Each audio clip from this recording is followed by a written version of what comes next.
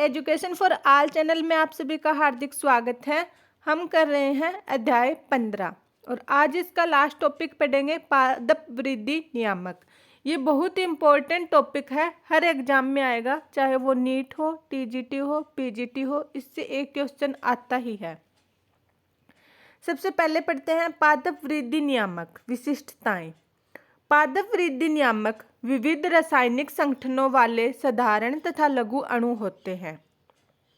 ये इंडोल सम्मिश्रण, indole 3 acetic अम्ल, IAA, एडेनिन व्युत्पन्न, फरफ्यूराइल, एमिनोप्यूरिन, काइटिन, केरेटिनोइड तथा वसा अम्लों के व्युत्पन्नक एसिडिक एसिड ABA, ट्रपीन्स जैसे जिब्रेलिक एसिड GA या गैसेस जैसे एथिलीन C2H4 आदि हो सकते हैं।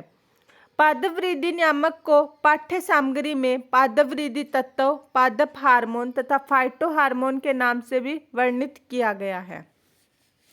अब इससे बेस्ट क्वेश्चन कैसे आएंगे? अगर ऑप्शनल क्वेश्चन है तो ऐसे पूछ लेंगे, IAA की फुल फॉर्म क्या है, या फिर ट्रिपिन्स कौन सा है, इसमें 4 ऑप्शन दे देंगे जिसमें एक ऑप्शन जिब्रेलिक एसिड का देंगे, या गैसेज हार्मोन कौन सा है उसमें 3 ऑप्शन अलग दे देंगे, एक ऑप्शन एथिलीन का दे देंगे, या फिर एथिलीन का फॉर्मूला क्या है, ऐसे क्वेश्चन पूछेंगे इसमें। आगे देखते हैं। पादप वृद्धि नियामक PGR प्लांट ग्रोथ रेगुलेटर्स को व्यापक रूप से एक जीवित पौधे में उनकी कार्यशीलता के आधार पर 2 समूहों में बांटा जा सकता है।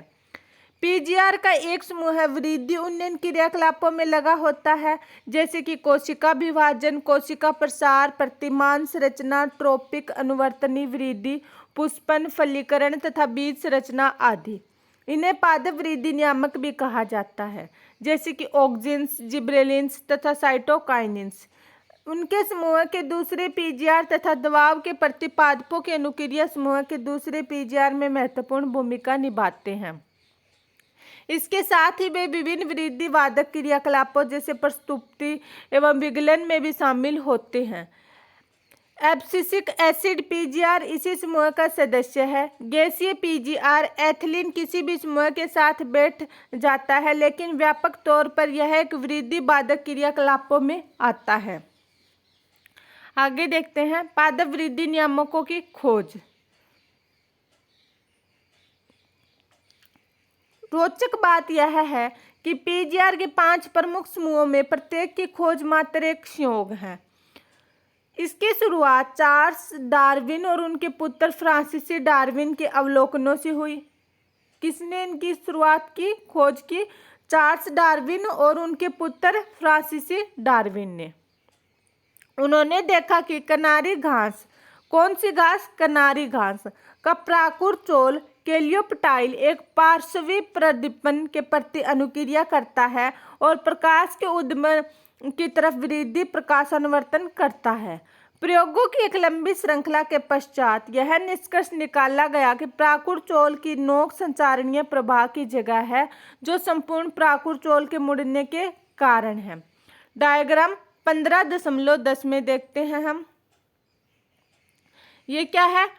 प्राकुर चोल का अगर भाग पादप वृद्धि नियामक ऑक्सीजन का उद्गम, ये जैसे प्रकाश की तरफ मुड़ रहा है, ये सीधा रहा, जहाँ पर इसकी कैप को हटा दिया गया तो ये सीधा रहा, प्रकाश की तरफ नहीं मुड़ा, और जिस पे ये कैप लगी हुई थी वह जहाँ पर ऑक्सीजन प्रेजेंट था वो प्रकाश की तरफ मुड़ गया। आगे देखते हैं ऑक्सीजन की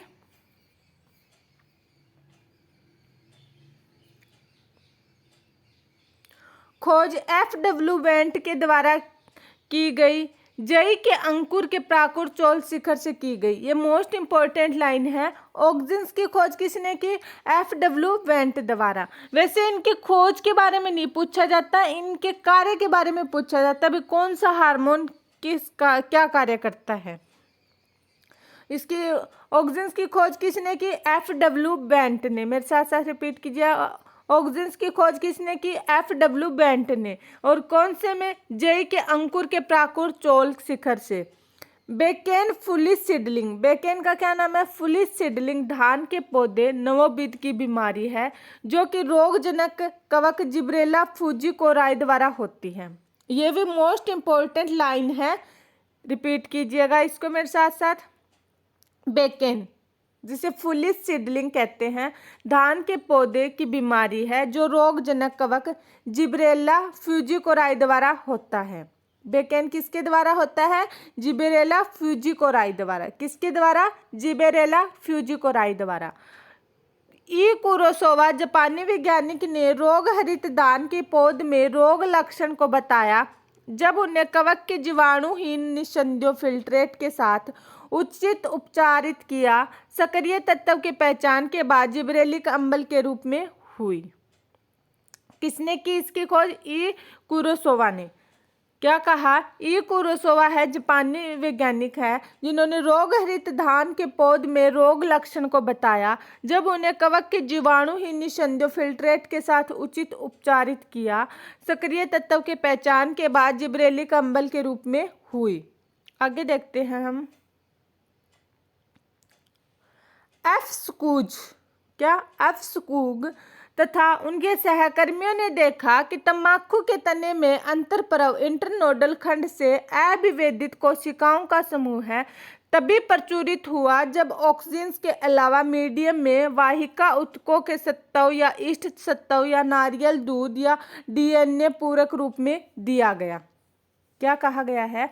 अब स्कूज है तथा उनके सहकर्मियों ने देखा कि तंबाकू के तने के अंतरपरव इंटरनोडल खंड से अविभेदित कोशिकाओं का समूह है तभी प्रचुरित हुआ जब ऑक्सीजन के अलावा मीडियम में वाहिका ऊतकों के सत्व या ईस्ट सत्व या नारियल दूध या डीएनए पूरक रूप में दिया गया। स्कूग तथा मिलर ने साइटोकाइनेसिस को बढ़ावा देने वाले तत्वों को पहचाना, इसका क्रिस्टलीकरण किया और काइटेनिन नाम दिया। क्या किया?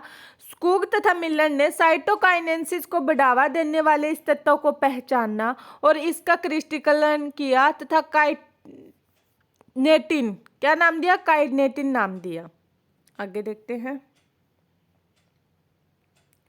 1960 के मध्य में 3 अलग अलग वैज्ञानिकों ने स्वतंत्र रूप से 3 तरह के निरोधक का शुद्धिकरण एवं उसका रासायनिक स्वरूप प्रस्तुत किया।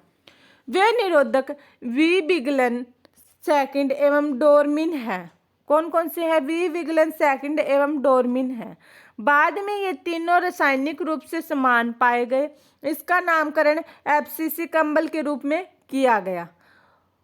कोसाइंस ने यह सुनिश्चित किया कि पके हुए संतरे से निकला हुआ एक वाष्पशील तत्व पास में रखे बिना पके हुए केलों को शीघ्रता से पकाता है। किसने? कोसिंस ने यह बताया कि जब पके हुए संतरों के पास केला रख देते हैं तो वो पक जाता है। क्यों? क्योंकि वो संतरे एक वाष्पशील पदार्थ या रसायन छोड़ते हैं। बाद में यह वाष्पशील तत्व एथिलीन के नाम से जाना गया। किसके नाम से? एथिलीन के नाम से, जो एक गैसीय पीजीआर है। क्या? एक गैस प्लांट ग्रोथ रेगुलेटर है एथिलीन।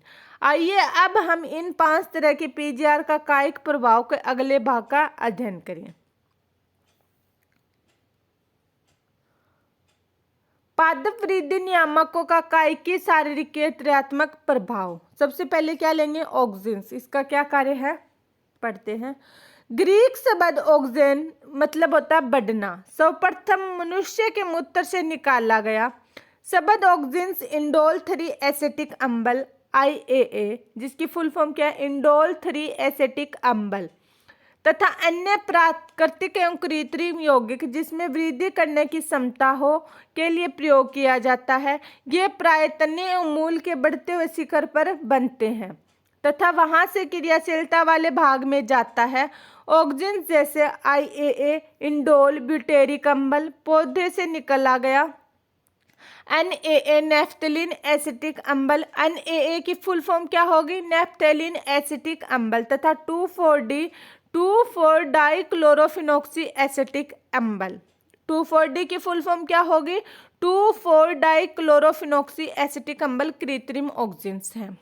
याद रखने हैं। कृत्रिम ऑक्सीजन में किस किस का नाम लेंगे? NaA और 2,4-D का। इनकी फुल फॉर्म क्या है? नेफ्थलीन एसिटिक अम्ल तथा 2,4-डाइक्लोरोफिनॉक्सी एसिटिक अम्ल। आगे देखते हैं। ऑक्सीजन के प्रयोग में एक विस्तृत दायरा है। ये बागवानी एवं खेती के प्रयोग के लिए आए गए हैं। ये तनों की कटिंग, कमलों में जड़ फूटने में रूप में सहायता करती है, जो पादप प्रवर्धन में व्यापकता से इस्तेमाल होती है। ऑक्सीजन पुष्पन को बढ़ा देती है, जैसे अनानास में। ये पौधों के पत्तों एवं फलों को शुरुआती अवस्था में गिरने से बचाते हैं तथा पुरानी एवं परिपक्व पत्तियों एवं फलों के विगलन को बढ़ावा देते हैं।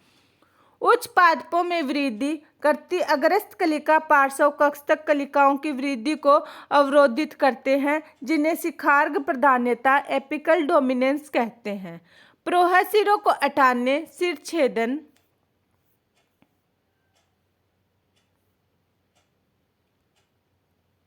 ये प्राय पार्श्व कलियों की वृद्धि होती है। देखिए चित्र 15.11 में 15.11 डायग्राम देखते हैं हम।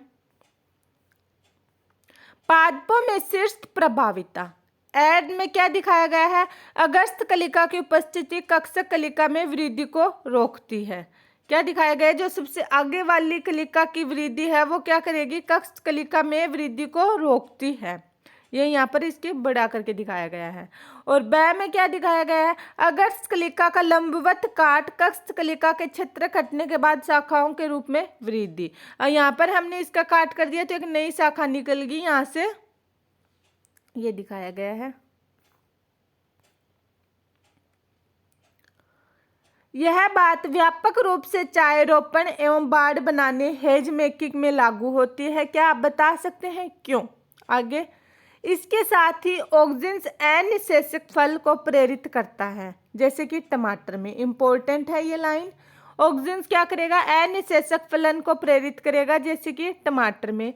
इन्हें व्यापक रूप से शाकनाशी के रूप में प्रयोग किया जाता है।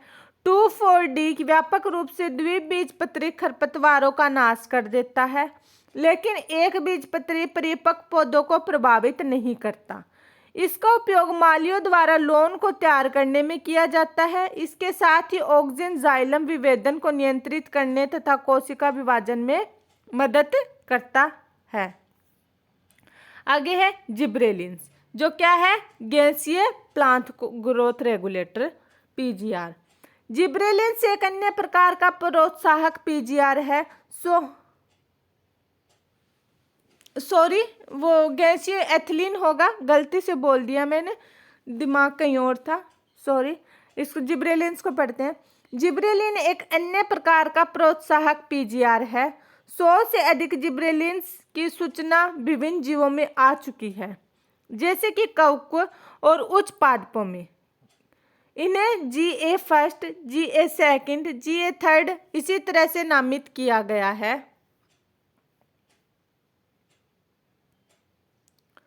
हालांकि GA3 वह जिब्रेलिन्स है जिसकी सबसे पहले खोज की गई। सबसे पहले कौन से जिब्रेलिन की खोज की गई? GA3 की। और अभी भी सभी से अधिक सघनता से अध्ययन किया जाने वाला स्वरूप है। मतलब GA3 पर सबसे ज़्यादा खोज और अध्ययन हो चुकी है। सभी GAS अम्लीय होते हैं। जिब्रेलिन्स क्या होते हैं? अम्लीय होते हैं। ये पौधों के व्यापक दायरे की इकाई की अनुक्रिया देते हैं। ये अक्ष की लंबाई बढ़ाने की क्षमता रखते हैं, अतः अंगूर के डंठल की लंबाई बढ़ाने में प्रयोग किया जाता है। अक्ष की लंबाई बढ़ाने में ये क्या करते हैं? क्षमता रखते हैं। अंगूर के डंठल की लंबाई बढ़ाने में किसका हाथ होता है? जिब्रेलिन्स का। जिब्रेलिन्स सेब जैसे फलों को लंबा बनाते हैं ताकि वे उचित रूप ले सके। ये जरावस्था को भी रोकते हैं ताकि फल पेड़ पर अधिक समय तक लगे रह सके, बाजार में मिल सके। GA3 को आसव शराब उद्योग में माल्टिंग गति बढ़ाने के लिए भी प्रयोग किया जाता है।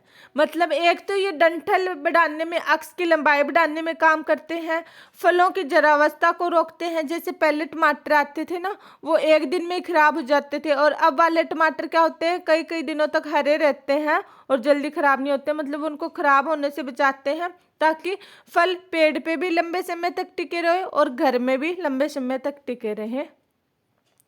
और ये आसुसराव उद्योग में माल्टिंग गति को बढ़ाने के लिए भी उपयोग किया जाता है। गन्ने के तने में कार्बोहाइड्रेट चीनी या शर्करा के रूप में एकत्रित रहता है। गन्ने की खेती में जिब्रेलिन छिड़कने पर तनों की लंबाई बढ़ती है। किसकी लंबाई बढ़ेगी? तनों की लंबाई बढ़ेगी। इससे 20 टन प्रति एकड़ ज्यादा उपज बढ़ जाती है। जीए छिड़कने पर किशोर शंकु वृक्षों में परिपक्वता तीव्र गति से होती है, अतः बीज जल्दी ही तैयार हो जाता है। जिब्रेलिन चुकंदर, पत्ता गोभी व अन्य रोजेटी स्वभाव वाले पादपों में बोल्टिंग पुष्पन से पहले अंतःपरव का दीर्घीकरण को बढ़ा देता है। आगे है साइटोकाइनिन्स। साइटोकाइनिन्स अपना विशेष प्रभाव साइटोकाइनेसिस कोशिका द्रव विभाजन में डालता है और इसे काइनेटिन एडेनिन को रूपांतरित रूप में एक प्यूरिन के रूप में ऑटोक्लेव्ड हेरिंग के शुक्राणु में खोजा गया। किसमें खोजा गया? इसे काइनेटिन के रूप में ऑटोक्लेव्ड हेरिंग के शुक्राणु में खोजा गया था। काइनेटिन पौधों में प्राकृतिक रूप से नहीं पाया जाता है। क्या पौधों में प्राकृतिक रूप से नहीं पाया जाता है? साइटोकाइनिन जैसे पदार्थों की खोज के क्रम में मक्का की अस्थि तथा नारियल दूध से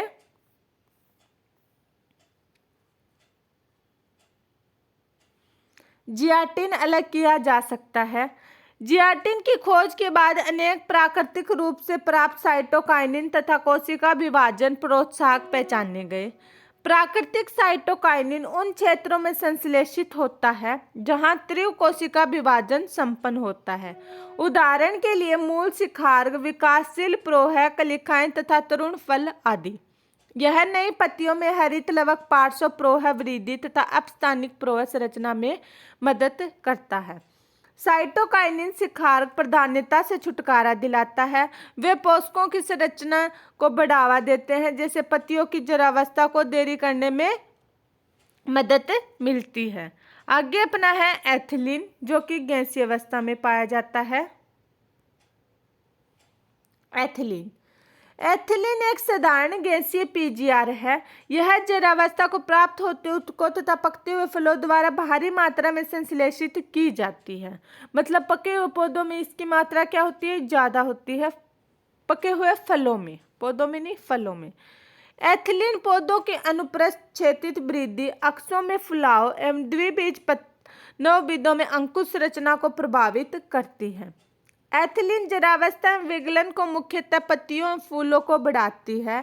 यह फलों को पकाने में बहुत प्रभावी है। फलों के पकने के दौरान यह श्वसन की गति में वृद्धि करता है।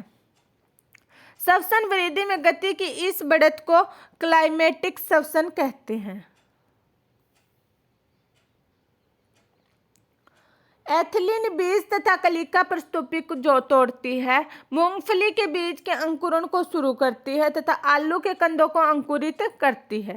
एथिलीन गहरे पानी के धान के पौधों में पर्णवृत्त को तीव्र दीर्घीकरण के लिए प्रोत्साहित करता है। इम्पोर्टेंट है ये। एथिलीन गहरे पानी के धान के पौधों को पर्णवृत्त को तीव्र दीर्घीकरण के लिए प्रोत्साहित करता है। यह पत्तियों तथा प्रोह के ऊपरी भाग को पानी से ऊपर रखने में मदद करता है।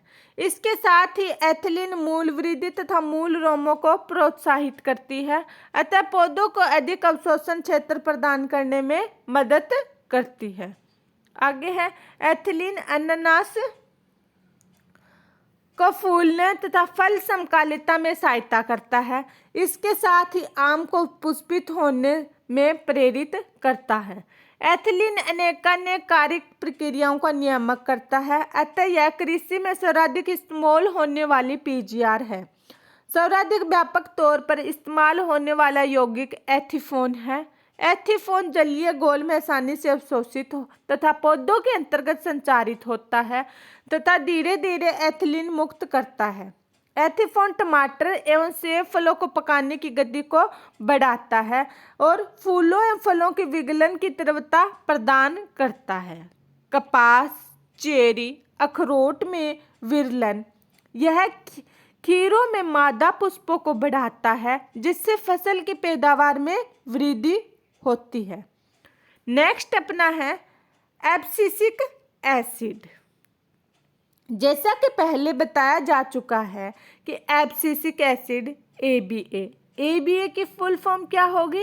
एब्सिसिक एसिड की खोज विल्गन एवं प्रस्तुति को नियमित करने में उसकी भूमिका के लिए हुई थी, लेकिन अन्य दूसरे पीजीआर की भांति यह भी पादप वृद्धि एवं परिवर्धन में व्यापक दायरे में प्रभाव डालता है। यह एक सामान्य पादप वृद्धि तथा पादप उपापचय निरोधक का काम करता है।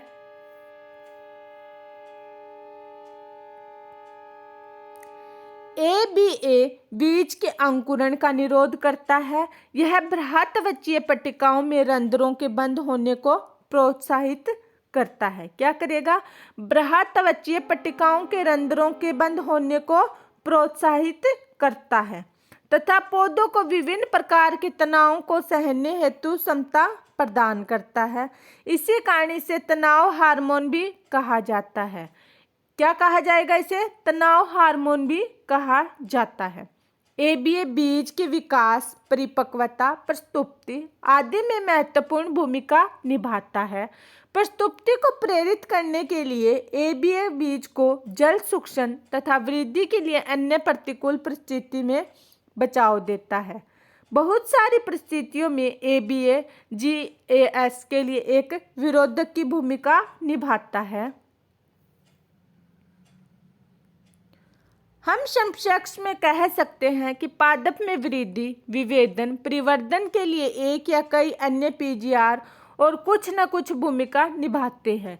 यह भूमिकाएं संपूरक की या फिर विरोधक की भी हो सकती है। ये भूमिकाएं व्यक्तिगत, निजी या योगवाही हो सकती है। इसी तरह पौधों के जीवन में कई घटनाएं होती है जहां एक से ज़्यादा पीजीआर मिलकर घटनाओं को प्रभावित करती हैं। उदाहरण के तौर पर बीज या कली का प्रस्तुतीकरण, विलगन, जरावस्था, शिखर प्रभुत्व आदि। नेक्स्ट है पीजीआर की भूमिका एक तरह के आंतरिक नियंत्रण में है। याद करें, जीनोमिक नियंत्रण एवं बाह्य कारक के साथ ये पौधों की वृद्धि एवं परिवर्धन में महत्वपूर्ण भूमिका निभाते हैं। बहुत सारे बाह्य कारक जैसे कि तापक्रम एवं प्रकाश पौधों की वृद्धि एवं परिवर्धन को पीजीआर के माध्यम से नियंत्रित करते हैं। ऐसी कुछ घटनाओं का उदाहरण है वसंतीकरण, पुष्पन, प्रस्तुतीकरण, बीज अंकुरण, पौधों में गति आदि। हम लोग संक्षेप में प्रकाश और ताप दोनों बाह्य कारक के पुष्पन आरंभ करने की भूमिका में पढ़ेंगे। नेक्स्ट है अपना दीप्तिकालिता। ऐसा देखा गया है कि कुछ पौधों में पुष्पन को प्रेरित प्रवृत्त करने में प्रकाश की नियतकालिकता की आवश्यकता होती है।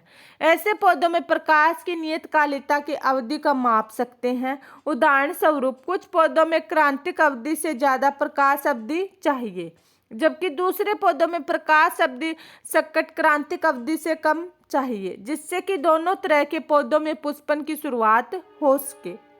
प्रथम तरह के पौधों के समूह को अल्प प्रदीप्तकाली पौधा कहते हैं तथा बाद वाले पौधों को दीर्घ प्रदीप्तकाली पौधा कहते हैं।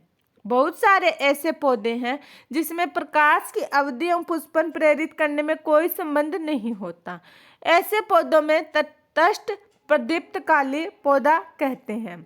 चित्र 15.12 में देखते हैं हम।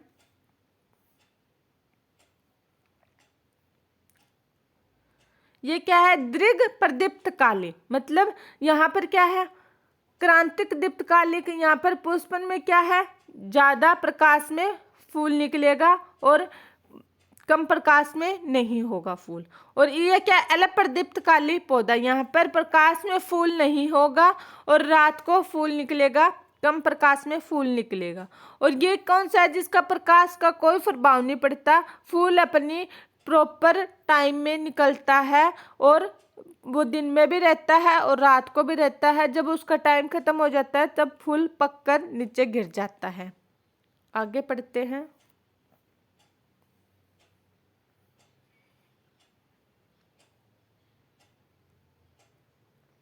यह भी ज्ञातव्य है कि सिर्फ प्रकाश की अवधि ही नहीं बल्कि अंधकार की अवधि भी महत्वपूर्ण है।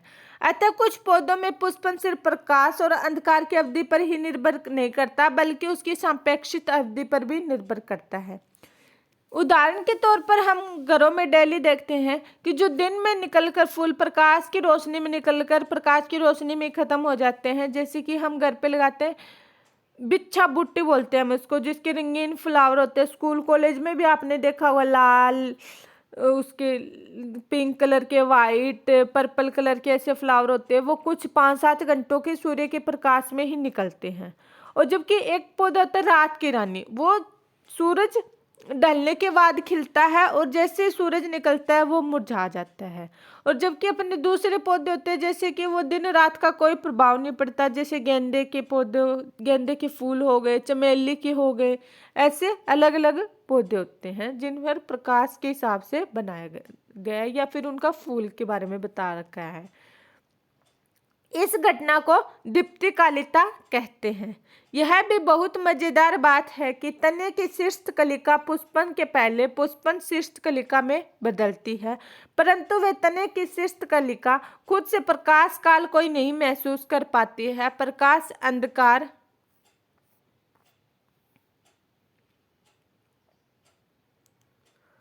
काल का अनुभव पत्तियां करती है। परिकल्पना यह है कि हार्मोनल तत्व फ्लोरोजिन पुष्पन के लिए जिम्मेदार है। कौन? फ्लोरोजिन। फ्लोरोजिन पत्ती से तना कलिका में पुष्पन प्रेरित करने के लिए तभी जाती है जब पौधे आवश्यक प्रेरित दीप्ति काल को अनावृत होते हैं।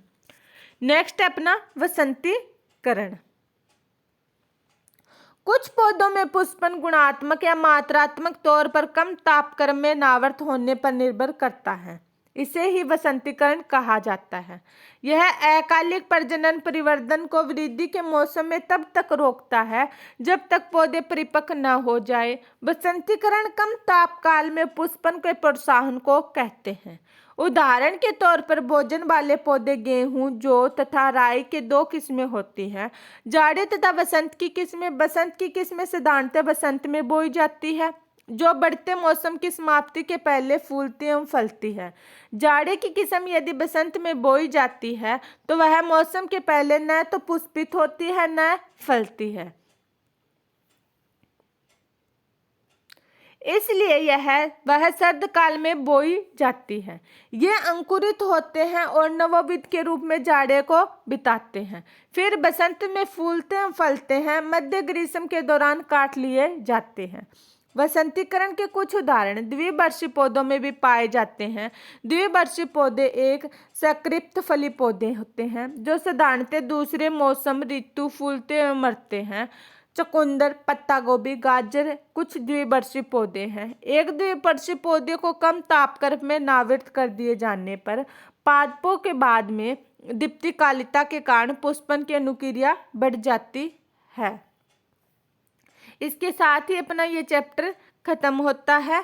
नेक्स्ट हम करेंगे अध्याय 16 पाचन और अवशोषण। जाने से पहले वीडियो को लाइक, चैनल को सब्सक्राइब एंड शेयर जरूर करें।